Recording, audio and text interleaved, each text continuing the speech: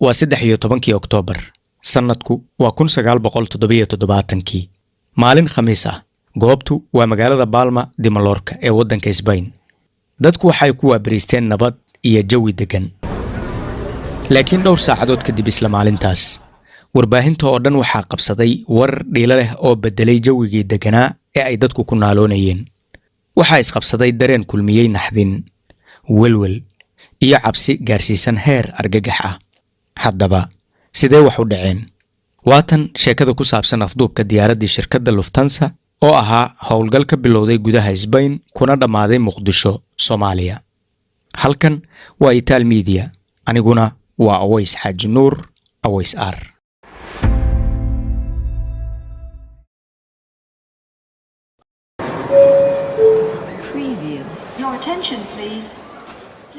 afar ruux oo hubaysan ayaa si qarsoodi ah uga gudbay goobaha baaritaanada iyo hubinta lagu sameeyo ee garoonka diyaaradaha wax kasta oo ay ku qaadatayba iyaga oo hubkoodii uu u qarsan yahay ayay u gudbeen gudaha diyaaradda oo ay ka mid noqdeen rakaabkii saarnaa diyaaradda Landshut oo ay lahayd shirkadda Lufthansa ee dalka Jarmalka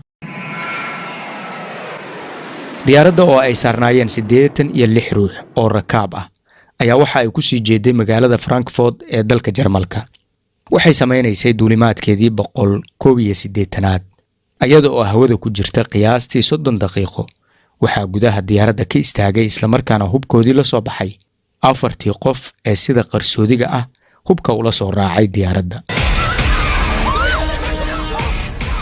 waxay ka koobnaayeen 2 rag ah iyo 2 haween ah koox ahaana waxa ay ka kala tirsanaayeen ururka xoreynta shacabka Falastiin ee loo soo gaabiyo PLO iyo urur lagu magacaabo kooxda ciidanka guduudan Red Army Faction oo loo soo gaabiyo RAF kuwaasi oo ka dhisnaa dalka Jarmalka gaar ahaana qaybtii Jarmalka galbeed ahayd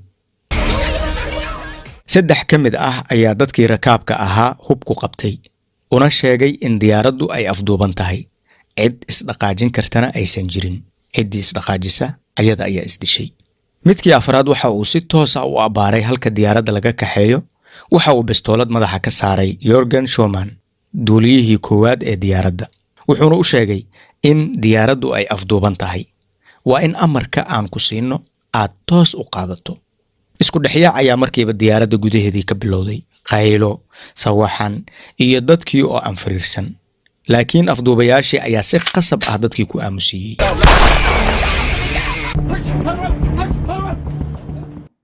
dhacdadan afduubka diyaaradda Landshut waxa ay la xiriirtay afduubka diyaaraddii Air France ee laga dejiyay Entebbe dalka Uganda taariikhdu markii ay ku beegnayd 27kii Juun sanadkii 1976 Anyone who tries to resist me will be shot. xilligaas oo howlgalkii ay kumaandosta Israa'iil fuliyeen ay ku dileen xubnihii afduubay diyaaradda oo uu ku jiray nin amiir sare ka ahaa ururka xoreynta Falastiin si ninkaasi howlgalka afduubkii hore lagu dilay loogu aargudo isla markaana gorgortan looga galo maxaabiis Falastiiniyiin ahaa oo ay Israa'iil haysatay iyo kuwa Jarmal ahaa oo ka tirsanaa ururka RAF oo ay haysatay dawladda Jarmalka galbeed ayaa arimahaasi dartoodii loo afduubay diyaaraddan duuliyihii diyaaradda ay ku amreen in duulimaadkii ku sii jeeday Frankfurt Germany lagu leexiyo jasiiradda Qobrus laakiin amarkaasi mid waqtigaasi la fulin karo ma ahayn sababtoo ah salbatooyada diyaaradda kuma jirin shidaal ku filan in lagu gaaro jasiiradda Qobrus taas beddelkeed waxa uu duuliyuhu soo jeediyay in Talyaaniga ay ka dejiyaan si ay halkaasi shidaal uga qaataan madaxii afduubayaasha ayaa ogolaaday soo jeedintaas kadibna diyaaraddii ayaa laga dejiyay garoonka diyaaradaha ee magaalada Rome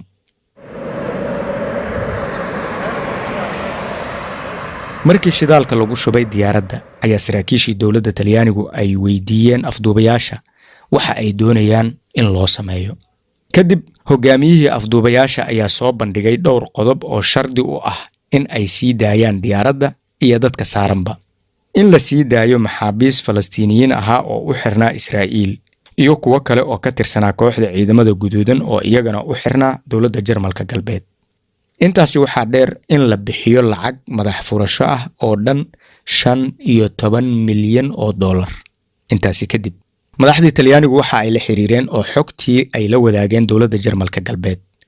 laakiin dowladda Jarmalka galbeed waxa ay soo jeedisay in aan waxba loo aabayeelin ee diyaaradda taayirada laga banjariyo, taasoo looga gol leeyahay in la baajiyo duulimaad kale oo ay diyaaraddu samayso.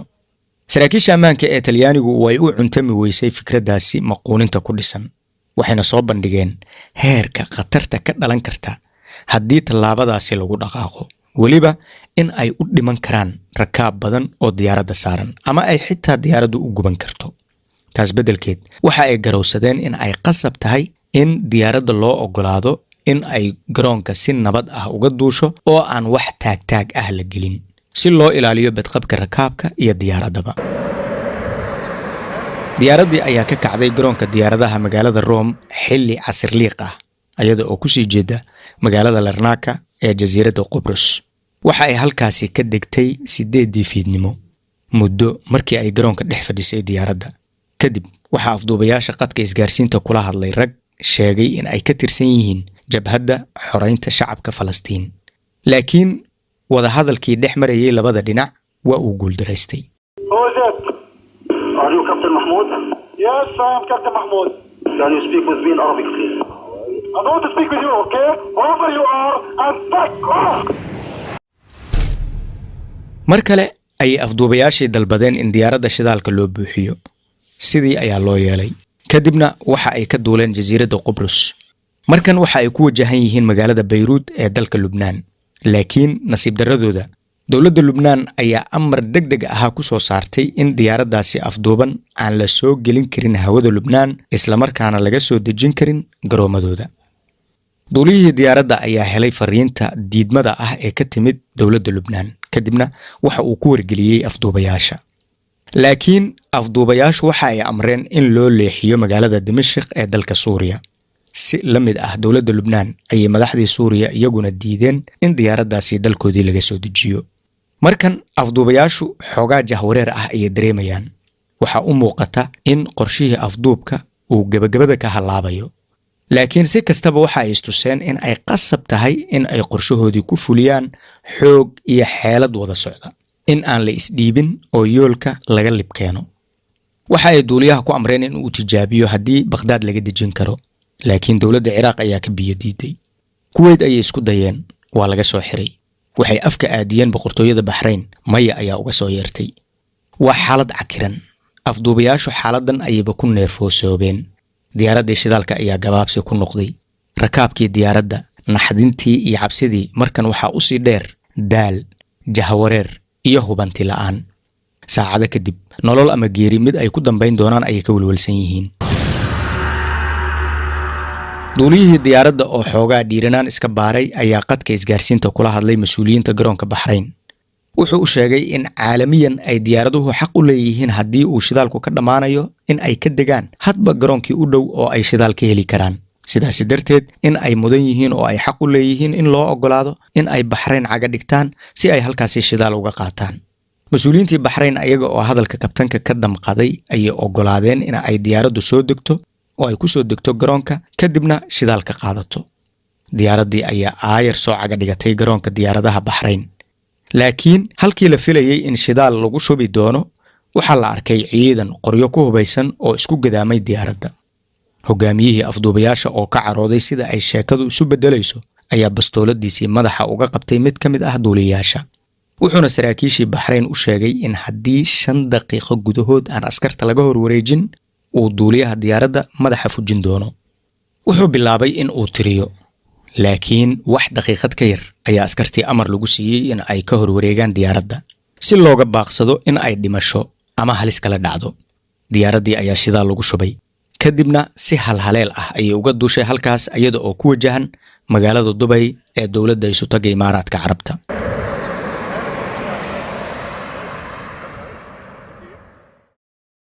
laakiin diyaaraddii oo hawada Imaaraadka ku jirta ayaa saraakiishii garoonka wax kasta oo ay ka ahaydba waxay gawaari kuwa ciidamada iyo dabdamiska ah ku xanibeen dhabbihii ay diyaaraddu ku soo degan lahayd. duuliyihii diyaaradda ayaa mas'uuliyiintii garoonka u sheegay in diyaaraddu uu shidaalku ka dhammaanayo oo ay ku qasban yihiin in ay halkaasi ku dejiyaan, sidaas darteedna dhabbaha loo furo. waa laga ogolaaday.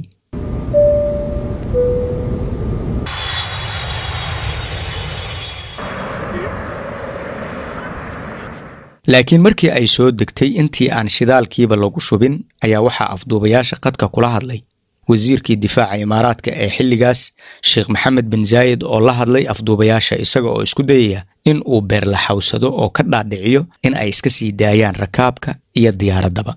laakiin madaxii kooxda ayaa si dhib yar ugu jawaabay hadal nuxurkiisu ahaa: adiga taas kuma qusaysee, waxaad noo keentaa cunto aan cunno, biyo, dawo iyo wargeysyo aan wararka ka akhrisanno.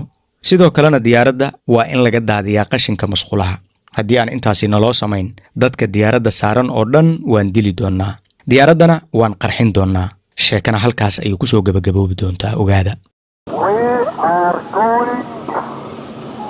To execute all the passengers and the crew.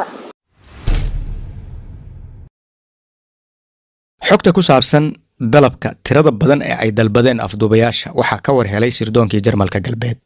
waxay isku dhufsadeen xisaab ah in dalabkaasi uu ka dhigan yahay in ay muddo saacado ah sii joogi karaan garoonka Dubai.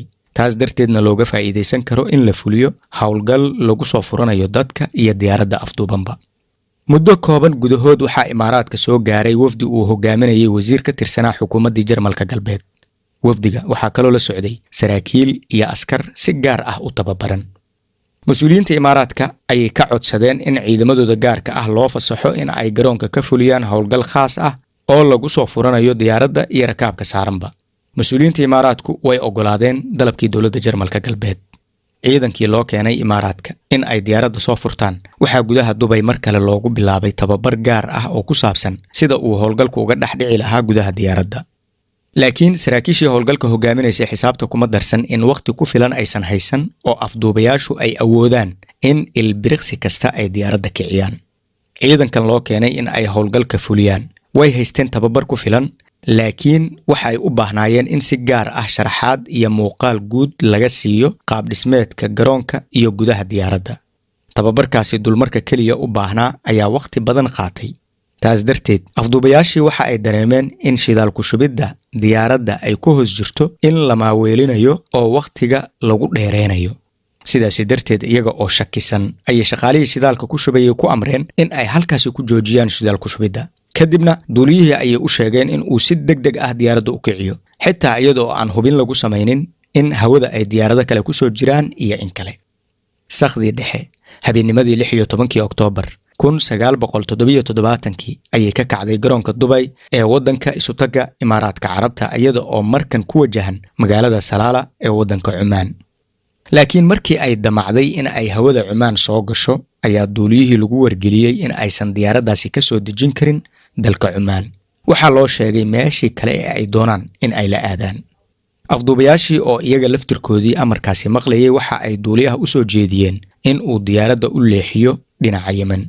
Yemen waqtigaasi waxa ay u kala go'nayd laba dawladood, Yemanta Koonfureed iyo Yemanta Waqooyi.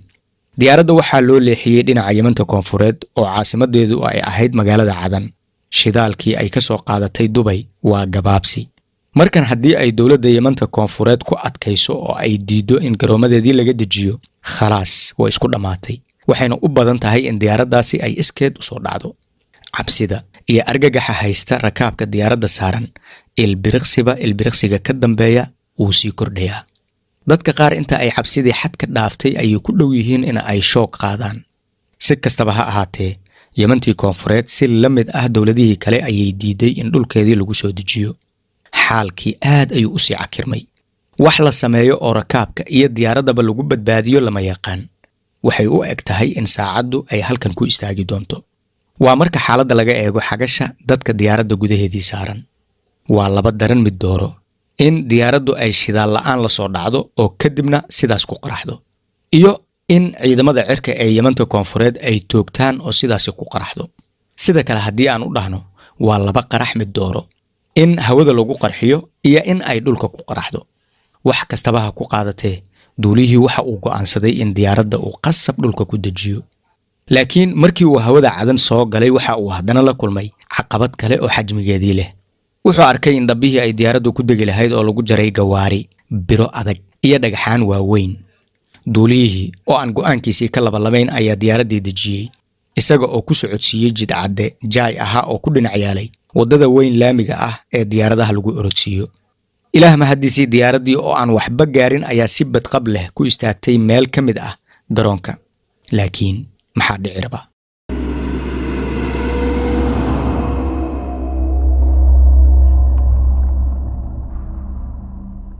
afduubayaasha oo xaaladda garoonka qiimaynaya ayaa daaqadaha diyaaradda ka fiiriyey hareeraha. waxay arkayeen ciidamo aad u fara badan oo meel kasta ka soo muuqda. isla markiina saraakiishii Yemanta koonfureed ayaa qadka kula soo hadlay oo afduubayaasha u sheegay in daqiiqado gudahood ay halkaasi uga kacaan oo ay ka baxaan hawada Yemen. indhabarun ayay ku ooyaane waxay garowsadeen in Yemeniyiintu ay soo taagan yihiin wax walbana ay dhabka yihiin. afduubayaashii waxaa u caddaatay in Cadan iyo Yemen oo dhanba aysan ahayn meel ku habboon in ay sii joogaan oo ay diyaaraddana ku sii haysan karaan. waxay ku warceliyeen waan dhaqaaqaynaa, laakiin diyaaradda shidaalka loo buuxiyo. waa laga ogolaaday. sidii ayaa la yeelay oo shidaalkii ayaa loo buuxiyey. laakiin duuliyihii koowaad waxa uu afduubayaasha u sheegay in wixii markan ka dambeeya aysan suurtagalba ahayn in diyaaraddu ay duusho. wuxuu ku yidhi jidcadihii rafka ahaa ee ay diyaaraddu ku degatay ayaa cillad ku keentay, matoorka ayana u badan tahay in ay ciid iyo dhagaxaan galeen. sidaasi darteed haddii la duulo waa halis kale oo weyn. afduubayaashii kama daadegin hadalkaas, waxayna u ogolaadeen in markii ugu horreysay 5 maalmood oo ay diyaaraddu afduuban tahay uu markan dhulka u dego si uu u soo hubiyo cilladda. duuliyihii dhulka ayuu u degay, wuxuu hoosta ka galay diyaaradda, wuxuu soo qiimeeyey xaaladda. awal buu u ogaayay in aysan cillad jirin. waxa uu markiiba u dhaqaaqay gudaha garoonka, halkaas oo uu si qarsoodi ah ugu tegay saraakiishii dowladda, isaga oo rabay in uu ka dhaadhiciyo in diyaaradda iyo lahaystayaasha lasoo badbaadiyo. laakiin nasiib darro, saraakiishii Yemen waxay u sheegeen in aysan rabin in ay hawshan faragashtaan. isaga oo niyad jabsan ayuu ku soo laabtay. haddana si qarsoodi ah ayuu dib ugu noqday gudaha diyaaradda. afduubayaashu ma arkin in ninkan uu saraakiisha la kulmay, laakiin waxay ka shakiyeen dareenkii ka muuqday wejigiisa iyo daqiiqadihii badnaa ee uu bannaanka diyaaradda ku maqnaa. sidaasi darteed waxay qaateen go'aan ah shaki oo dhanba waa la tirtiraa oo waa la isdhaafiyaa. Jürgen Schumann ayaa sidaasi ku baxay. madaxii kooxda afduubayaasha ayaa bastooladiisii madaxa uga aadiyey duuliyaha, kadibna hal xabad ku dhejiyey.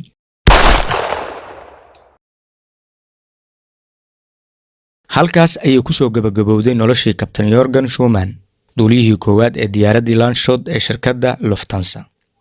duuliyihii labaad ayaa lagu amray in uu diyaaradda kiciyo.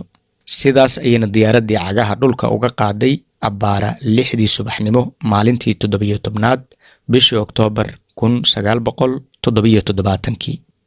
markan waxaa loo jihaystay dhanka badweynta Hindiya. duuliyaha labaad ma yaqaan meel loo socdo, laakiin waa la iska socdaa. markii dhowr daqiiqo hawada lagu jiray ayuu weydiiyey, mudane xaggeen aadiyaa diyaaradda? waxay u sheegeen in uu geeyo Soomaaliya, in uu Muqdisho cagaha u dhigo. duuliyihii labaad isaga oo dhega nugul ayuu amarkii qaatay, diyaaraddiina ku soo leexiyey hawada magaalada Muqdisho.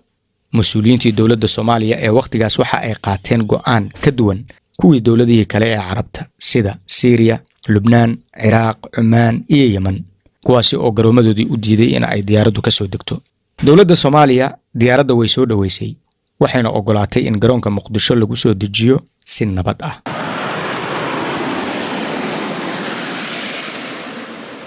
afduubayaashii iyo lahaystayaashii way isku daaleen. markan waxa ay kooxdii go'aan ku gaartay wax kasta oo ay ku qaadataba in ay Muqdisho saldhigtaan, in ay halkan u noqoto xarunta ay gorgortanka ku galayaan, oo haddii ay suurtagasho in dalabkoodii madax furashada la fuliyana ay maxaabiista iyo lacagtaba ku kala wareegaan. saraakiishii Soomaaliya waxa ay diyaaradda ugu deeqeen cunto, biyo, dawo iyo in qashinkii musqulaha laga qaaday. waxaa laga ilaaliyey in wax taagtaag iyo shaki abuuri kara lagu sameeyo gudaha garoonka. afduubayaashu waxa ay dalbadeen in meydka duuliyaha laga dejiyo diyaaradda, iyana waa laga ogolaaday oo waxaa la soo dejiyey meydka duuliyihii ay diyaaradda ku dhex dileen. afduubayaashii oo ku qancay xaaladdan ayaa abaalgud ka dhigay in duuliyihii labaad ee diyaaradda kaxaynayay ay xurriyaddiisii siiyaan, kaasoo u fasaxan in uu Muqdisho hore u sii galo, kadibna halkii uu doono sii aado. laakiin duuliyihii labaad ayaa diiday yaboohaasi. wax kasta oo ay ka ahaydba wuxuu sheegay in uu doonayo in uu lahaystayaasha kale wax la qaybsado, diyaaraddana uu iska sii saarnaado ilaa dhammaadka sheekada. Von gar nichts. Wir kamen aus heiterem Himmel darunter. über den Platz geflogen, eine Kurve. markan wixii ka dambeeya waxaa bilaabanaya gorgortankii diyaaradda iyo dadka saaranba lagu sii dayn lahaa. dowladda Soomaaliya waxa ay weydiisay afduubayaasha waxa ay doonayaan in madax furasho ahaan loogu sameeyo. afduubayaashii waxa ay mar kale ku celiyeen shuruudoodii madax furashada oo ah in la sii daayo maxaabiista ka xiran labada dhinac, jabhadda xoreynta Falastiin iyo kooxda ciidamada guduudan, iyo in sidoo kale la siiyo lacag 15 milyan oo dollar ah. iyagoo intaas ku daray in dhammaan maxaabiista Muqdisho loogu keeno oo meesha kala wareejintu ay ka dhacayso ay Muqdisho noqoto. saraakiishii Soomaalida waxa ay afduubayaasha u sheegeen in dowladda Jarmalka galbeed lala xiriiray oo loo sheegay dalabkaas, sidaas darteedna ay ogolaadeen dhammaan qodobadii shardiga ahaa ee ay soo gudbisteen afduubayaashu. waxaa kaloo loo sheegay afduubayaasha maxaabiista in Jarmalka laga soo qaado oo Muqdisho la keeno ay qaadanayso saacado badan, sidaas darteed ay dulqaadka badiyaan inta safarkaasi uu Muqdisho ka soo gaarayo. laakiin sida xaqiiqdu tahay dowladda Jarmalka galbeed uma qorshaysnayn haba yaraatee in ay wax madax furasho ah ku bixiso sii deynta diyaaradda. ergey gaar ah iyo saraakiil ciidan oo ay soo dirtay dowladda Jarmalka galbeed ayaa Muqdisho soo gaaray.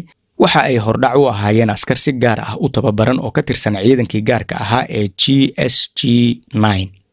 madaxdii Jarmalka ka socotay iyo dowladda Soomaaliya waxa ay bilaabeen heshiis degdeg ah in ay ka wada xaajoodaan, kaasoo ah in ciidamada Jarmalka loo ogolaado in ay howlgal ka fuliyaan gudaha garoonka diyaaradaha ee magaalada Muqdisho.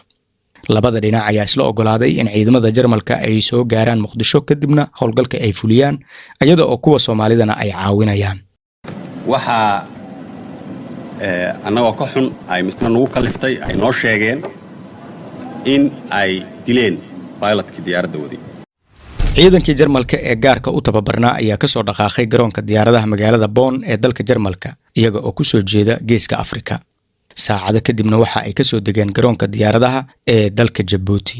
wax aan daqiiqada ka badnayn ayaa halkaasi ku hakadeen, kadibna waxay u soo dhaqaaqeen magaalada Muqdisho.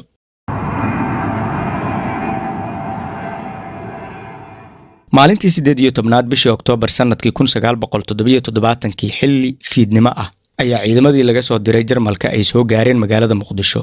taliyayaashii ciidamada markan waxa ay cashar ka soo qaateen maalintii ay Dubai ku sugnaayeen oo ay isu diyaarinayeen howlgalkii soo furashada, laakiin dhicisoobay. marka ugu horeysa diyaaraddii ciidanka waday ayaa la amray in ay damiso dhammaan iftiinkii u shidnaa, sidoo kale in ay soo yareyso masaafada dhabaha diyaaradaha lagu orodsiiyo si aysan ugu dhowaan diyaaradda afduuban. afduubayaashii oo aan wax dhiila ah dareemin ayay ciidamadii kala soo degeen diyaaraddii wixii hub iyo saanad ahaa oo ay wateen. muddo 4 saacadood ah ayay haddana ku qaadatay in ay isu diyaariyaan howlgalka. waxaa la soo gaaray saqdii dhexe abbaara 12 habeenimo.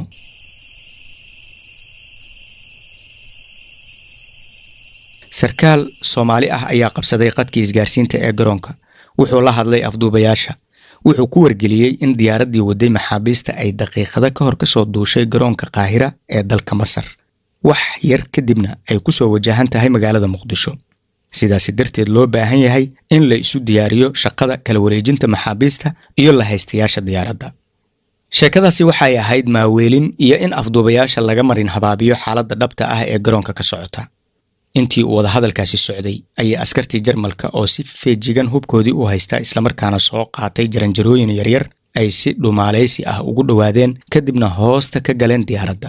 askartii Soomaalida ee howlgalka caawinaysay ayaa isku beegay meel diyaaradda afduuban horteeda ah. waxay halkaasi ku qarxiyeen baaruud bixisay dhawaq iyo iftiin weyn. afduubayaashii oo ka naxay waxa hortoodii ka dhacay ayaa 3 ka mid ah ku soo cararay shirka diyaaradda si ay u arkaan waxa meesha ka socda. isla ilbiriqsigaas askartii Jarmalku waxa ay si boobsiis ah ku carareen albaab xagga dambe ugu yaalay diyaaradda oo loogu talagalay in rakaabka ay ka soo baxaan marka ay xaalad degdeg ah timaado. albaabadii ayay ilbiriqsiyo ku jibiyeen, ayagoo aan hakan ayay haddana gudaha diyaaradda orod ku galeen. ugu horreyna waxa ay toogteen gabar ka mid ah afduubayaasha oo ka soo horbaxday.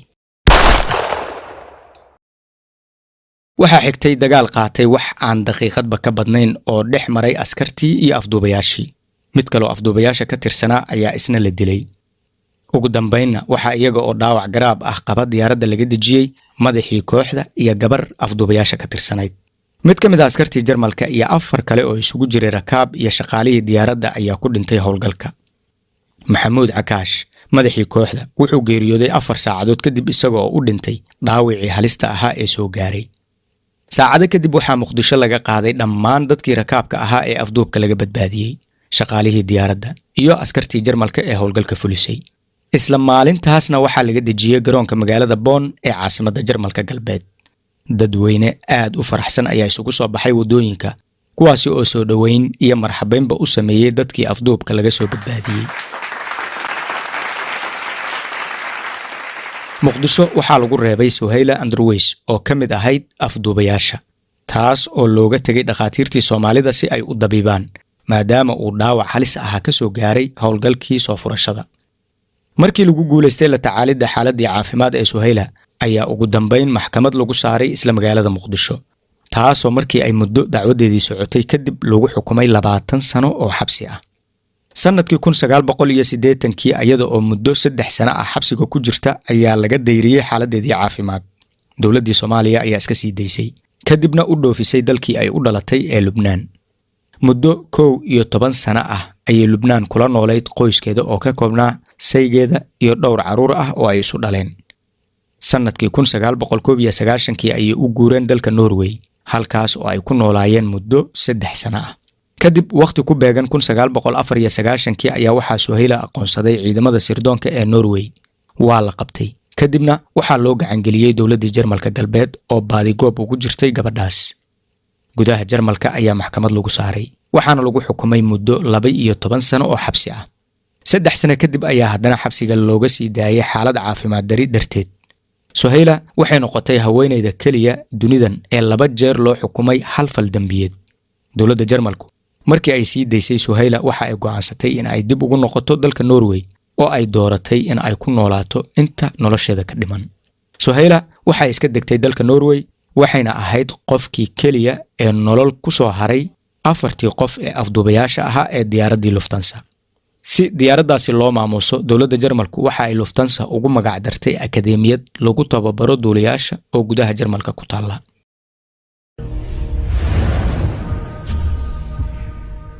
halkaas ayay ku soo gabagabowday sheekada taariikhdii afduubka ee diyaaradda Landshut ee shirkadda Lufthansa.